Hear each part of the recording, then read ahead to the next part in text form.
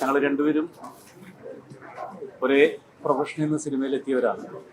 Mimicry എന്ന കലയിലൂടെ വന്നവരാണ്. അദ്ദേഹത്തെക്കാൾ കുറച്ച് മുമ്പ് ഞാൻ എത്തിയെന്ന് മാത്രം. സ്വന്തമായിട്ട് ഒരു നിലപാടുള്ള വ്യക്തിയാണ്.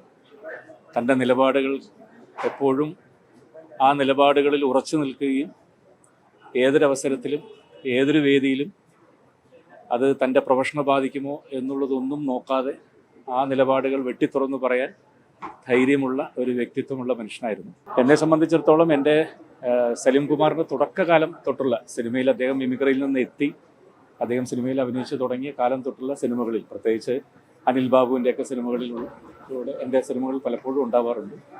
ഒരുപാട് ചിത്രങ്ങൾ ഒരുമിച്ച് അഭിനയിച്ചിട്ടുണ്ട്. സ്റ്റേജുകളിൽ പലതും ഒരുമിച്ച് തിരിച്ചും ഞങ്ങൾ രണ്ടാമതും പെർഫോം ചെയ്തിട്ടുണ്ട്. ഇതിനു മുമ്പ് ഈ പറവൂരെത്തിയത് അദ്ദേഹത്തിൻ്റെ വീട് ഇവിടെ സ്വന്തമായി അദ്ദേഹം ഒരു വീട് പണിതപ്പോൾ അതിനുവേണ്ടി വരാൻ സാധിച്ചു. അതിനുശേഷം അദ്ദേഹത്തിന് ദേശീയ ബഹുമതി കിട്ടിയപ്പോൾ അതിനും ഞാൻ ഈ പറവൂരെത്തി അദ്ദേഹത്തിൻ്റെ വീട്ടിലെത്തി.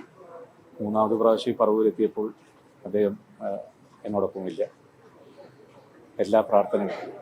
ഒരുപാട് സിനിമകൾ ഒരുമിച്ച് അഭിനയിച്ച സഹപ്രവർത്തകൻ. ഒരു സഹപ്രവർത്തകൻ എന്നതിലുപരി ഏറ്റവും കൂടുതൽ നമ്മളെ ഒരു ലൊക്കേഷനിൽ സന്തോഷിപ്പിക്കുകയും ചിരിപ്പിക്കുകയും കൂടെ നിൽക്കുകയും ചെയ്ത സഹോദരൻ. ഹാസ്യ നടനിൽ നിന്നും സ്വഭാവ നടനിലേക്ക് മാറുകയും നാഷണൽ അവാർഡ് നേടിക്കൊണ്ടു മലയാളികൾക്ക് മുഴുവൻ അഭിമാനമാകുകയും ചെയ്ത നമ്മുടെ എല്ലാവരുടെയും പ്രിയപ്പെട്ട സലീമേട്ടൻ നമ്മളെ വിട്ടുപിരിഞ്ഞു.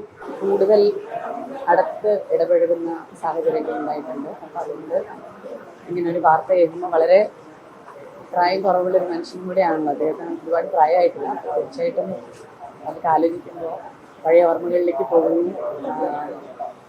ഒരുപാട് സങ്കടമുണ്ടെങ്കിൽ അദ്ദേഹത്തിൻ്റെ ആത്മാവിന് നിത്യശാന്തി നേരുന്നു.